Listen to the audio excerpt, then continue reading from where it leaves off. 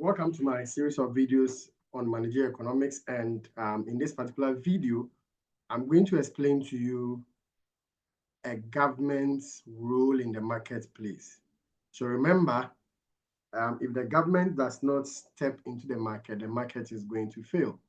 And in our previous videos on externalities, we did indicate that if the government does not step into the market, what is going to happen is that firms are not going to internalize the externalities, thereby creating extra cost to the society, and eventually the society may not purchase the goods and services. Now, in this particular discussion, in looking at government's role, our focus is going to be on public goods.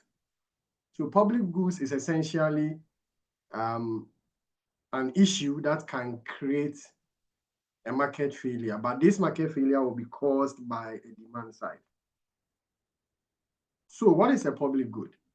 So essentially, a public good is a good that has these two main features. Number one, it is a good that is non-rival, and number two, a good that is non-exclusionary in consumption. So when we say non-rival, what does it mean? So if a good is a non-rival in the context of consumption, what it means is that when the good is consumed by one person, it doesn't stop other people from consuming the good. Or in other words, it doesn't reduce the amount available for other people to consume. So a typical example is radio signals. 10 people can tune in into radio signals at a time. 100 people can do so at a time. 1,000 people can still do so at a time without reducing the amount of radio signals available for other people to also tune in. Now, when we say a commodity is non-exclusionary, what it means is that no one is excluded from consuming the commodity once it is provided. Now, this simply means that it is not possible to prevent those who have not paid from consuming it.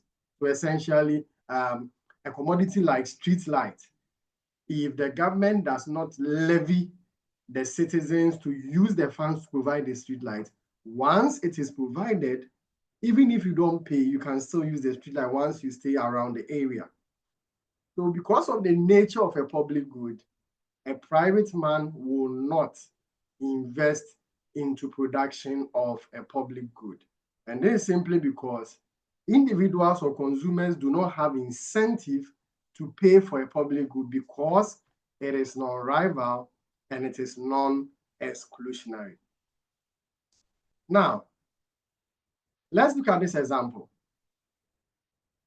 Suppose individuals in the neighborhood, they value street lights because it helps to prevent crime. So now let's assume that these three individuals, each of them have identical inverse demand function for street lights. So let's say person A, his inverse demand function is 30 minus Q. Person B, the same thing, 30 minus Q. Person C, the same thing, 30 minus Q. Now, if you look at this inverse demand function, one of the things I want you to notice is that the benefit that a consumer will get from consuming a product is equal to the price he is willing to pay for it. So these prices by these three individuals simply reflects the price that these individuals are going to pay for it, and it also feeds into the benefit that each individual is going to get from the street light once it is produced or once it is installed. Now, other issue here is that because these street lights are non-exclusionary and non-rivalry, what it means is that everybody is going to benefit once it is installed. So, how do we solve the problem? Now, because it is a public good, right? Each of these three individuals have the probability to free ride. So person A thinks that, okay, if it doesn't pay, person B and C will pay for it. Person B thinks that if it doesn't pay, person A and C will pay for it. So to solve this problem of free riding, what it means is that these three individuals have to sum together the benefit that all of them are going to get from consuming the public good. So in essence, we are going to have a vertical sum of their inverse demand function or their price functions. So if you add these price functions vertically, we are going to get 30 plus 30 plus 30, and that will be the constant. Then the slope will be minus 1 kilo, minus 1 kilo, minus 1 kilo. So we're going to have minus 3 kilo. Now, if you sum the benefit each individual is going to get from an additional street light, we sum each of these benefits and you get 90 minus 3 kilo. This 90 minus 3 kilo simply shows how the three of them together, or how the society in essence is going to, because there are only three people in this society, it reflects how the society in general is going to benefit per every additional street light. So we are looking at social benefit per every additional street light. Now, per every additional street light simply means marginal. So in essence, if you sum the three of them, the inverse demand function or their price functions, you are going to get the marginal social benefit. So the lesson we learned here is that the only way people in this neighborhood can get the social efficient quantity of street light is to put their resource together and then pay for it. Now let's assume that the marginal cost of producing street light in this area is equal to 54. Sorry. It means that at equilibrium, the marginal social benefit, which represents the benefit the three of them are going to get, or the sum of their prices at equilibrium, it should be equal to the marginal cost. So you are going to have 90 minus 3 kilo is equal to 54. If you solve for the value of quantity, you are going to get 12 units. You are going to get 12 units if you solve for the value of quantity. Now, if the social efficient quantity of street light is equal to 12, what it means is that if you put this 12 in the individual price functions, you are going to get how much each person is going to pay for a street light. So essentially, it will be 30 minus K, which will be 30 minus 12, and that will be 18 cedis per person per street light.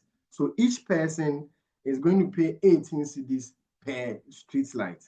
Now, what this means is that once we have three people, okay, the three of them together, they are going to pay 54 cedis per street light. 54 cedis per street light, because one person is 18 cedis per street light. So the three of them, if each of them pays 18 cedis, we are going to have 54 cedis per street light. And once the government is going to provide 12 street lights at equilibrium, what it means is that the three of them, government is going to generate a total revenue of 648. That means 54 times 12 street lights. So 648 cedis to produce these street lights. So essentially, that is the idea of public goods. Now, to solidify our understanding, let's take a second example. So this second example says that suppose three individuals in a particular neighborhood want the municipality to install street lights. Each individual has the demand function P is equal to 100 minus 2 kilo.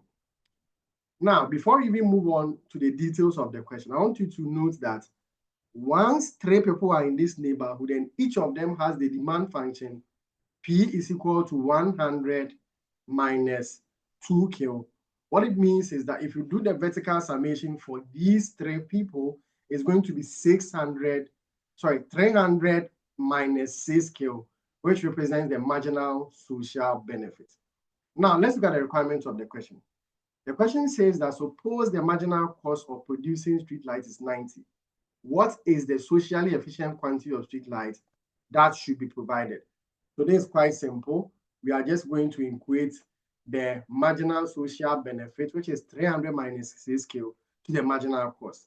So this means that the social efficient level of street light should be 35 street lights.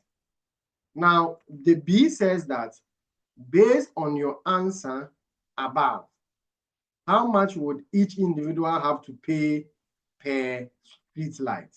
Okay, so basically, if the equilibrium is 35 street lights and each individual's inverse demand function or price function is 100 minus 2 Q, it means that if you substitute the value of 35 at where the Q is for each individual is going to pay 30 cedis per street light.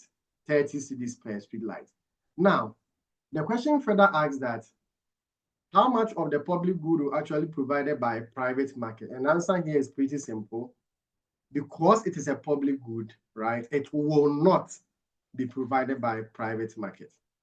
Now, question C says that suppose the free rider problem existed and each person did not pay for the street light. What will be each person's individual demand as well as the total market demand for the street light? Now, looking at this function, right, P is equal to 100 minus 2Q. Assuming each individual does not pay for the street light, it means that the price, like essentially, the price in the function is going to be 0. Instead of P is equal to 100 minus 2Q, we are going to have 0 is equal to 100 minus 2Q. If you solve for the value of Q, you are going to get 50 units. Now here, the reason why we don't equate to marginal cost is that the question is not demanding for the social efficient level, but rather it is saying that if the price is 0 or if they don't have to pay for it, how much would each individual demand?